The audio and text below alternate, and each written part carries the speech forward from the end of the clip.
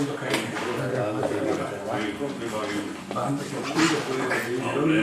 Y hacer otro orden inverso a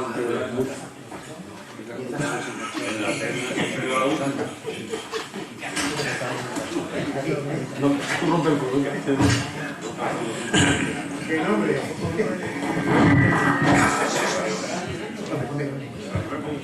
Igual no te pongo.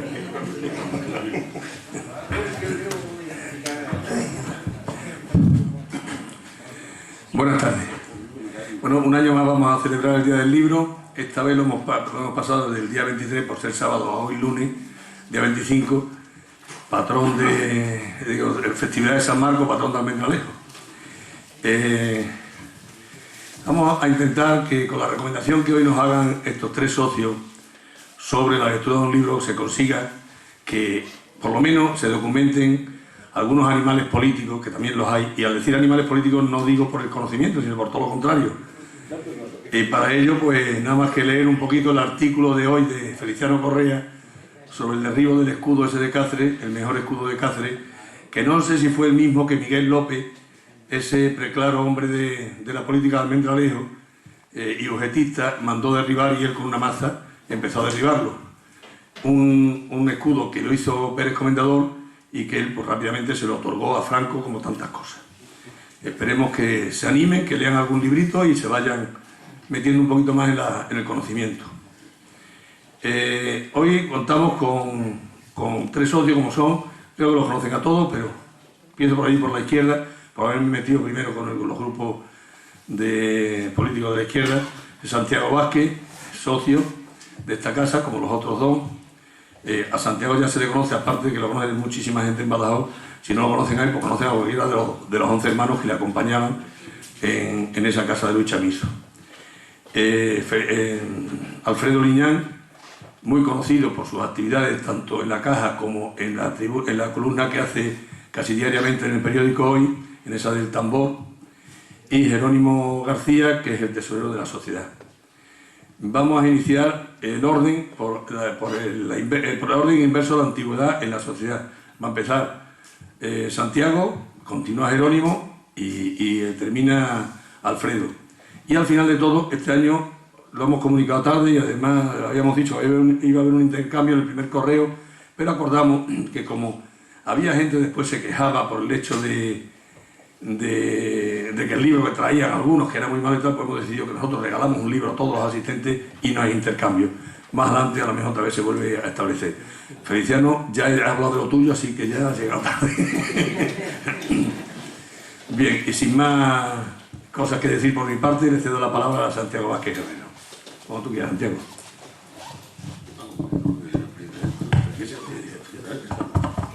Buenas tardes a todos. Como las ternas taurinas siempre empiezan por el más veterano, en este caso me la han jugado y me toca a mí como primerizo. Yo en este caso, nada, muy bien, hija. En este caso, más que recomendar un libro, además de eso, lo que yo quería aquí hacer ver más es el fomentar entre los amigos, entre la familia, la afición a la lectura.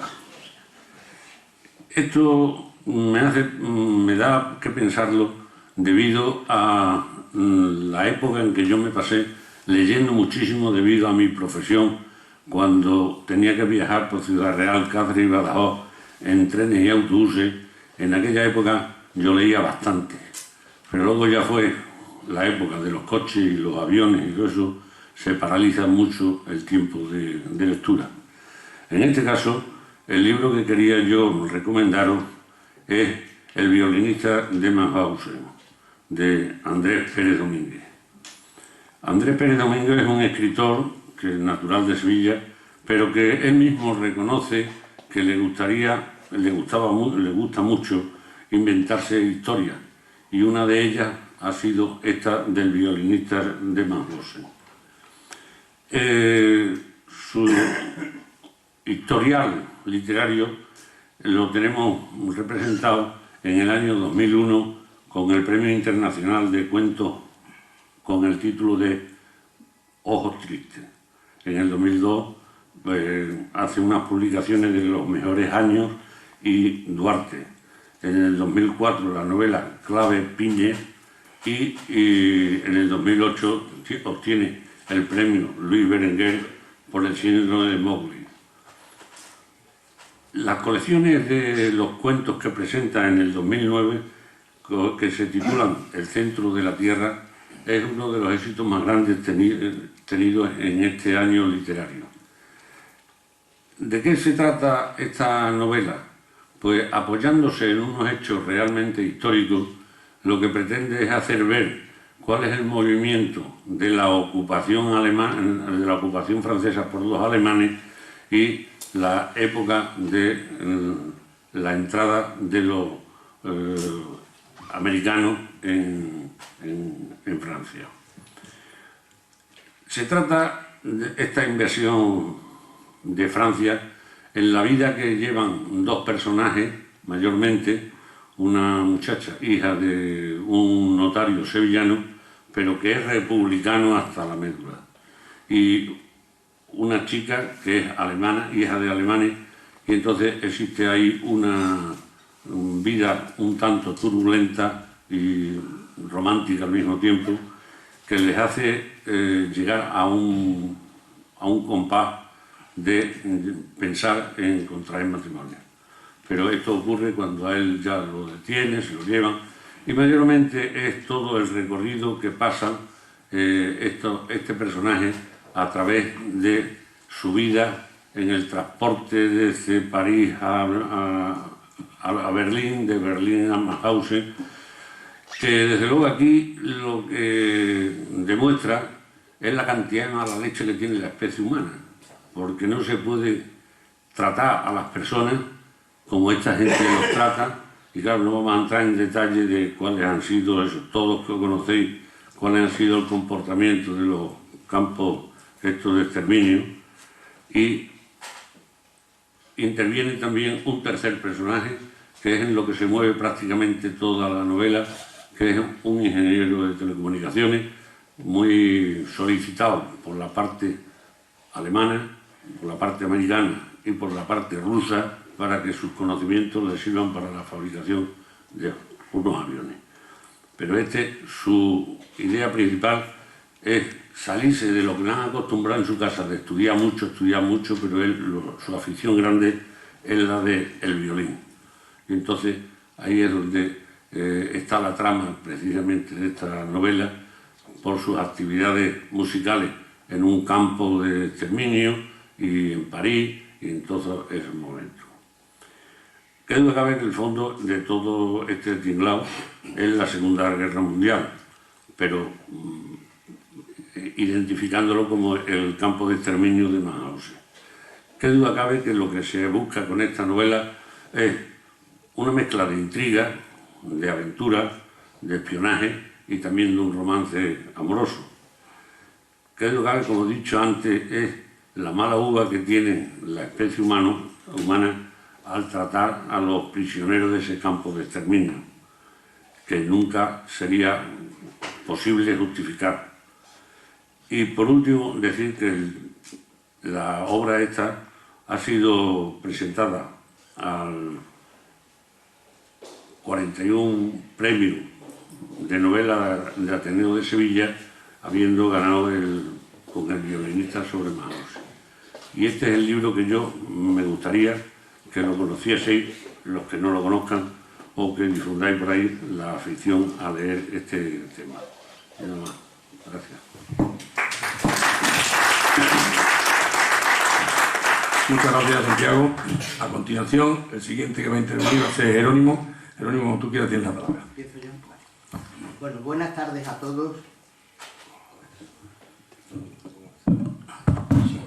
Buenas tardes a todos. Yo voy a recomendar un libro que leí hace como un año aproximadamente, y es de Fernando Lázaro Carreter. El libro se llama El dardo de la palabra. Como ustedes saben, Lázaro Carreter fue un filólogo español que además fue director de la Real Academia Española. Fue un autor de una bibliografía amplísima, entre la que destacaba este libro. Lázaro Carreter nació en Zaragoza y tuvo muchos títulos. Fue director de la Real Academia Española, como ya he dicho, fue autor del famoso libro del Dardo de la Palabra y recibió innumerables premios a lo largo de su carrera. La obra que yo quiero recomendarle pues está muy dada con la actualidad. Sabemos que en muchas ocasiones hoy día se surgen dudas sobre cómo utilizamos el lenguaje, cómo utilizamos las palabras, las frases que construimos, y esto hace que en los medios, sobre todo escritos, pues se cometen muchísimas incorrecciones. En El Dardo de la Palabra, que fue un libro que publicado en el año 1997, pues fueron varios artículos los que hicieron que este libro viera la luz. Tuvo muchísimo éxito este libro y se volvió a hacer una nueva publicación con el nombre del Nuevo Dardo de la Palabra. El libro que estamos comentando está compuesto por una serie de artículos que con carácter semanal se venían recogiendo en el diario Informaciones. Luego pasaron a tener una periodicidad mensual y fueron distribuidos por la agencia EFE. Los artículos que en él que contenía el tomo eran comprendidos entre el año 1975, que es cuando comenzaron, y terminaron en el año 1996. Los artículos, como su nombre indica, pues contienen dardos lanzados contra las incorrecciones en el uso del idioma, que el autor puede cruzar entre los innumerables que se producen a diario y los vemos. Y no es que se trate de un mal uso del sistema por gente común, porque es que esto es un tema que lo usan mal, pues incluso profesionales de las palabras. Sabemos que estamos yendo no solamente los medios de la comunicación, los periodistas, abogados, jueces, personas que por su profesión debían de conocer y utilizar bien el lenguaje, pues no lo hacen con la suficiente corrección. Este libro es útil para todo el mundo, creo yo, ¿no? Sobre todo por aquellas personas que están metidos en el intríngulis y quieren saber el entresijo de nuestra lengua. Y también para cualquiera que simplemente pues tenga curiosidad, pues conocer un poco más nuestro idioma. La única desventaja, si se puede llamar desventaja, que tiene este libro es que quizás no se deba de leer de corrido, resulta quizás un poco pesado, pero es un libro para tenerlo encima de la mesilla de noche y de vez en cuando irlo leyendo, porque hay cosas muy interesantes y sobre todo nos damos cuenta de lo mal que se utilizamos y que se utiliza el lenguaje.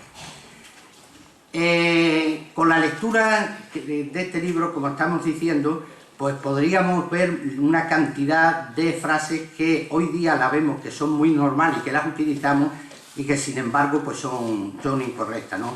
Pues, por ejemplo, estamos hartos de oír búsqueda y captura en vez de busca y captura, reiteraciones indebidas del tipo de sube para arriba, baja para abajo, entra para adentro, sal para afuera.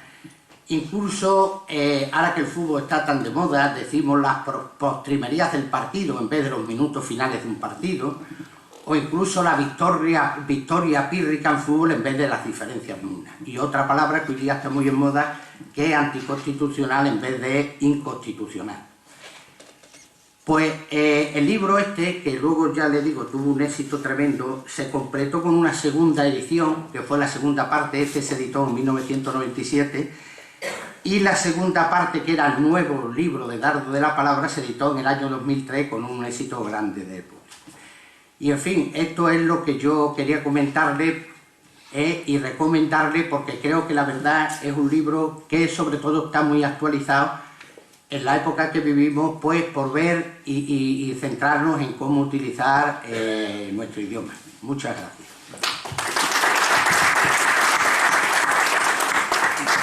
Muchas gracias, Jerónimo. Yo creo que muchas veces para hablar bien no hace falta ir a ningún centro de educación escolar, sino traernos un sudamericano y que nos hable en español. A continuación tiene la palabra Alfredo. Muchas gracias. Muy bien, pues he cogido un libro más fácil de lectura. Es un libro de Juan Eslava Galán, que es un autor que a mí me llega especialmente porque es muy fácil de leer y parece que es muy fácil escribirlo así, no es muy fácil escribir para que se entienda tan fácil. Eslava Galán, como sabéis, nació en el año 48 en Jaén, es doctor en Filosofía y Letras. Publicó En busca del unicornio, que fue premio Planeta en el 87, El comedido Hidalgo, que fue premio Ateneo en el 91, Señorita Premio Lara en el 98, La Mula, etc. Historia de España contada para escépticos, y uno al que me referiré, que es una historia de la guerra civil que no va a gustar a nadie. Es un personaje curioso, porque aparte de un prolífico escritor de ensayo, no de novela, aunque lo parezca, de historia, etc., es un traductor magnífico. He publicado algunas obras con seudónimo de Nicholas Wilcox, concretamente una sobre los templarios y otra de la Mesa de Salomón, en que la novela lo publica como Nicholas Wilcox y con la traducción de Juan Eslava Galán. Y contaba que recibió bastantes cartas insultándole, diciendo que era una traducción deleznable. El libro anterior, me gusta a mí además hablar de este autor, porque recuerdo hace 2 años que iba a hacerlo José Luis Plaza, pero no se atrevió. Y entonces, pues te he quitado la idea. La historia de la guerra civil, que no va a gustar a nadie, que fue ese libro anterior, el libro que comento hoy, que se llama Los años del miedo, es un poco la continuación. Es un libro el título se lo sugirió Arturo Pérez Reverte, hablando un día en Jaén. Dijo, ¿en qué andas ahora? Dijo, mira, estoy escribiendo una historia de la guerra civil que no le va a gustar a nadie, pero no sé qué título ponerle. Dijo, ese es el título. Efectivamente es un libro que se lee también muy bien y que quizá es el primer libro que yo he leído sobre la guerra civil en que no está escrito ni por unos ni por otros. Está escrito con un afán de estar en medio, un afán de contar lo que sucedió, las burradas y las heroicidades, porque hubo barbaridades en los dos lados, pero también actos heroicos en los dos lados. Y Eslava Galán lo cuenta sin tomar partido claramente, y quitándole un poco ese dolor que tenemos encima todavía con la guerra civil, que nos sigue machacando la vida a todos. No es quizá un historiador riguroso, probablemente, no es un hombre que maneje la historiografía, pero sí es un hombre muy informado.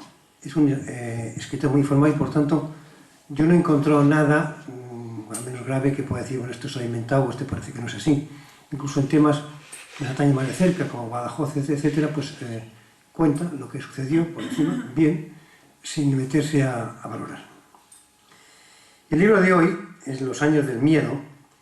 Es, como decía, una continuación, se puede considerar, del libro anterior, solo que, como se decía entonces, al paso alegre de la paz.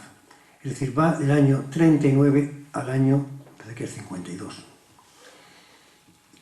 Ponía aquí que es como un dibujo a plumilla, porque es muy vivo, pero muy exacto. Es un dibujo, tú estás leyendo el libro, estás viendo unos personajes muy curiosos que algunos todos recordamos de aquellos años, escrito muy detalladamente, pero sin grandes colores, ¿no?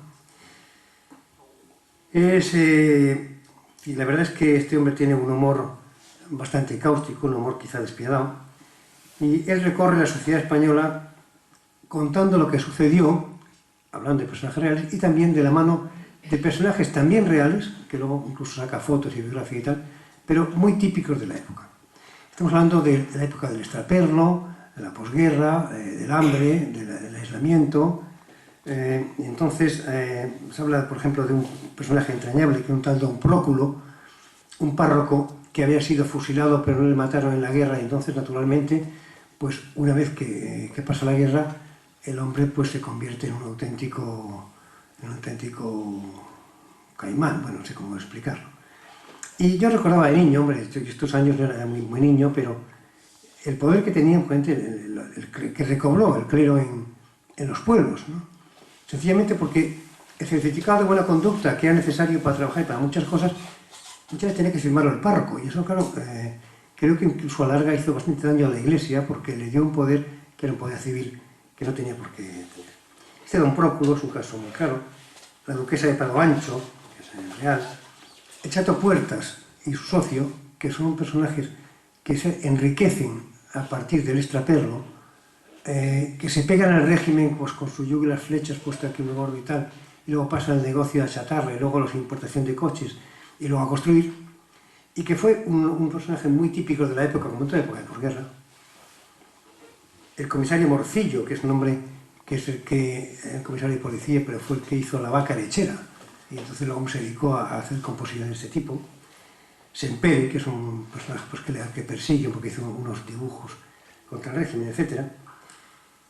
Y son los años del extrapelo, de la cartilla de racionamiento, como decía, del aislamiento y sobre todo de, para mí lo más grave de aparte de otras historias, de la posguerra, digo, económicamente, fue la manía de la autarquía, la obsesión por la autarquía que tuvo el régimen, como han tenido casi todas las dictaduras, porque incluido la dictadura comunista, es el sentimiento autárquico, que somos autosuficientes, y que llegó hasta el año 59, en que ya, con el plan de estabilización, concretamente cuando llegaron los ministros que entonces llamamos ministros del Opus, que fueran pues López Rodó, Alberto Ullastres, etcétera, y Navarro Rubio, que fueron los que hicieron el plan de estabilización, que es lo que acabó con la autarquía. La autarquía a España y a Portugal la había llevado probablemente a los últimos lugares o los primeros lugares de la pobreza en Europa.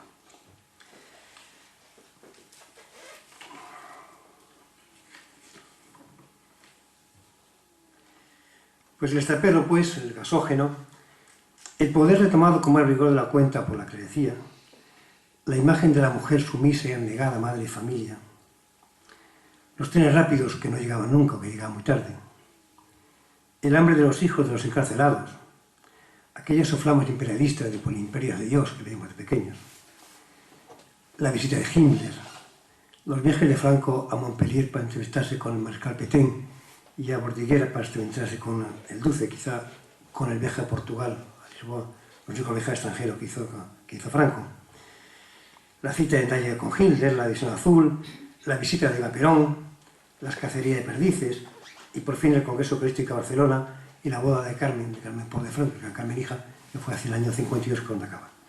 Todo esto va haciendo, tratar con un gran sentido del humor y con una gran crudeza, va haciendo un mosaico, un dibujo de la época que es realmente muy interesante.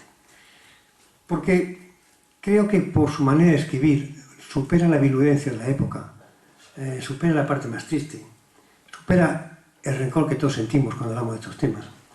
Y es un libro que creo que para la reconciliación realmente, porque está tratado como, espero que se traten todos estos temas dentro de unos años, cuando ya nuestra generación, que no es de la generación de la guerra, pero sí de la posguerra, que casi que tenemos los mismos traumas, hayamos desaparecido. Porque en definitiva, queremos o no con estos libros, yo me he visto reflejado un poco como en aquello del callejón del gato, con unos espejos que te distorsionan, pero que al final te estás viendo reflejado en cosas que dices, pero ¿cómo es posible que esto fuera así? Bueno, pues fue así, es así, y es una realidad que en muchos casos dramática, en otros casos chusca, pero que está ahí y que lo hemos vivido. Yo la verdad es que, hombre, nosotros, la mayoría de los que estamos aquí, vivimos muy poco esta época, pero éramos muy pequeños, pero sí lo hemos oído con nuestros padres, hemos visto algunas de estas cosas, sí tenemos recuerdos, y yo pues, he revivido todo esto a leer este libro, que me ha parecido un gran libro, un libro que me ha hecho disfrutar mucho y que yo pues se lo recomiendo a todos.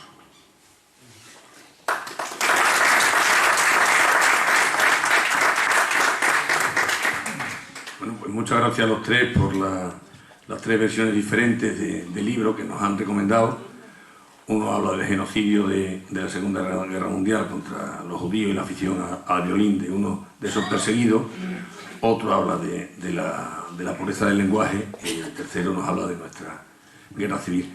Yo lo que deseo es que con estas recomendaciones, vuelvo al principio, consigamos que algunos lean y con ello se evite que nos destrocen tanto patrimonio propio como ocurre en aras de la memoria histórica.